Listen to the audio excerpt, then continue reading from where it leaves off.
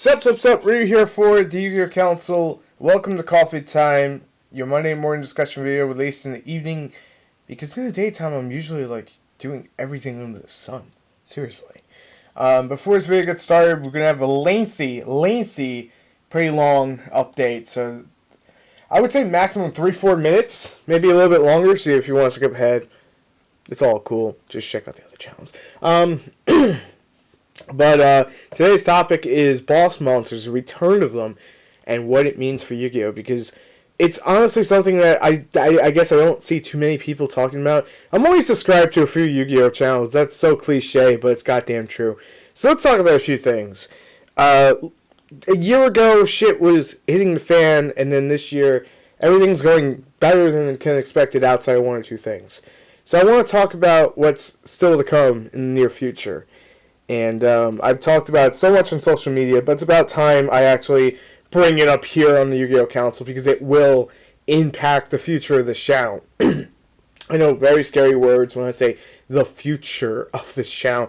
People just instantly think I'm going to leave. So let's talk about it. I'm not leaving the Yu-Gi-Oh! Council come next year. Just like when I launched all the other channels, this has just been getting to what I've always set out to do, which is pretty much not take over YouTube, but try to just take over in a way where my presence is felt so much by standing on my own 2 feet without, anyone else. And next year, that's just going to come to fruition with the music channel that we're launching. And I am so goddamn proud and excited for the people that are working behind the scenes on it that will finally be able to step forward and put the album together that's called Roar. And there's actually a meaning behind that, which we'll get to in the near future. But that's about 12 months off from now, so I'm uber excited to talk about it when we get there. Probably give you guys a little bit listen from the studio and whatnot. I'm actually looking at one of the guitars that we'll be using, so I'm just uber excited. It's in the reptile room, of all things. So there's that, but that doesn't mean I'm leaving the Yu-Gi-Oh! Council. I want to better myself as a Yu-Gi-Oh! Player, but some of you guys just don't seem to understand. Last year around this time, I took a long break, and I haven't fully dived back into like Yu-Gi-Oh! As a whole, because it changed so quickly. Because when I left for like 2-3 months, like doing full time into actually sitting down and playing. That's why the deck profiles were so slow, and it took me a while to really get back into it because I was so focused on myself and bettering myself and being able to like actually walk 5 miles without feeling exhausted. I know that sounds so goddamn absurd, but that's just something that I was so used to and couldn't do for the longest of time. So I was so focused on that, so my apologies. I know in the combo guide I said like alternative is grayed out to Cosmos. It's really not. Cosmos are just fucking a dank deck that I wish would die. I'm sorry.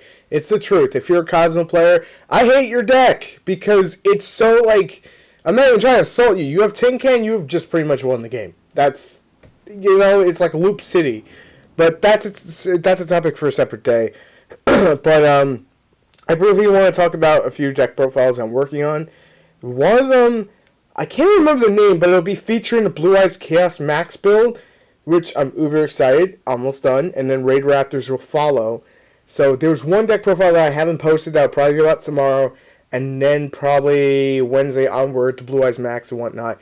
And the Synchron deck will be uploaded, so that's happening. So it just takes me a little while to play catch up on certain things. I don't really follow other YugiTube channels, even though I should. Because I always talk highly about them, and I'm like, hey, I want to get to 10,000. I gotta earn it. I'm not expecting anyone to hand it to me. I gotta fucking earn it. So I just want to say, in all seriousness, thank you guys for welcoming me back for the past couple of months, but shit's been kind of like shitty compared to how I really want to do it. And it's probably going to take a few more months before my feet get fully cemented into the way I'll be doing things. But once we get there, it's going to be a hell of a lot better. So stay on for the ride, trust me. If you think it's good now, it's only going to get so much better. And that's one of the things I want to talk about. In my hands right now that I'm talking into is a Canon DSLR. I think this is the ET05 or some shit like that. The Rebel. But it's an amazing camera, and I can't wait to show you what it does with deck profiles and whatnot. And, well, I showed you somewhat. But I'm also getting a microphone mount, so after the starter deck that comes out Wednesday, it's going to look fucking amazing and sound fucking amazing. Because sound quality has always been a big thing for me, and I'm still trying to improve little by little. So, if you guys could, and you're into watching people play Let's Plays, because that's pretty much what I do over there, until, like, I don't know, tomorrow when Overwatch is a thing and I do massive multiplayer coverage, check out the RyuAvalonGaming channel. If you're into, like, reviews, check out on TheCouncilNetwork. If you're into Pokemon, we have a whole channel dedicated to it. And finally, our Nintendo channel is coming back tomorrow because the copyright strike is getting lifted at the end of today because goddamn Nintendo was supposed to put it through. So I think that covers everything I needed to go over with you guys. It's just my schedule has been really, really busy, so I'm uber sorry that I haven't answered comments and whatnot. I've just been trying to really get back into the game, and my competitive aspect level has been shit.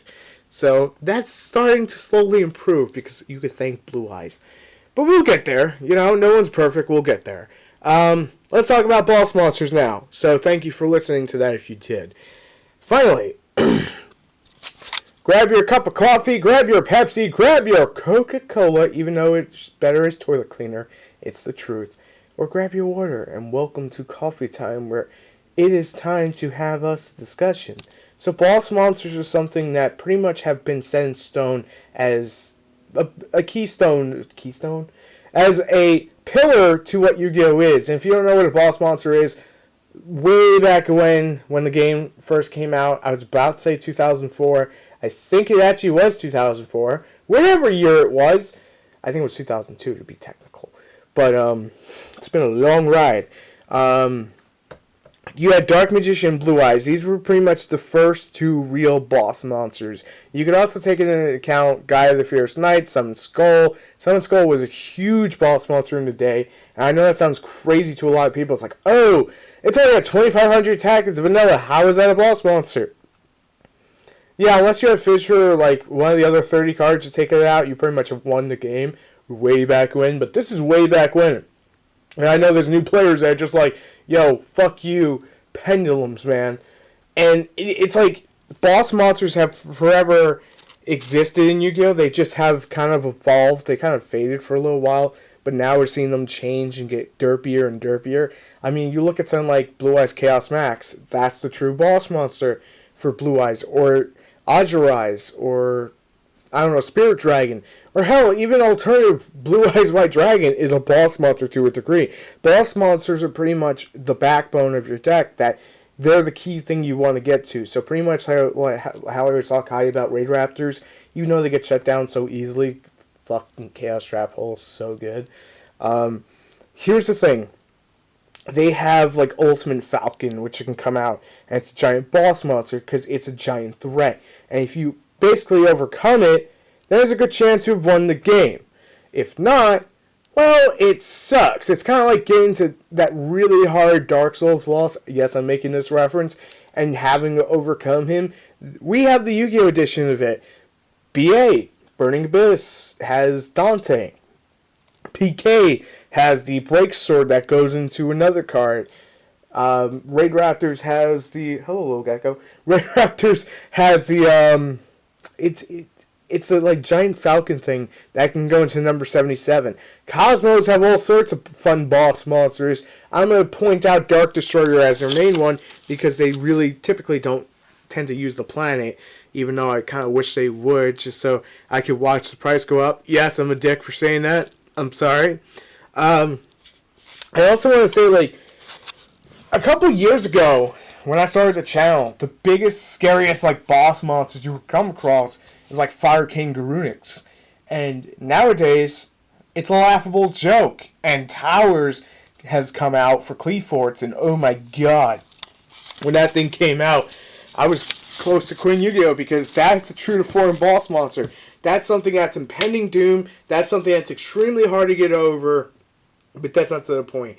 Why is it so important for Yu-Gi-Oh! To have these boss monsters? Well, you see, unlike Magic the Gathering and Pokemon, even though it's cool as fuck, don't get me wrong, to have EXs, Megas, Breaks, and I'll probably butcher the Magic the Gathering ones. But they have like really powerful monsters like Jace. Ooh, fucking Jace. Or they have powerful cards like Black Lotus that still goes for a shit ton. You could buy a house off that card.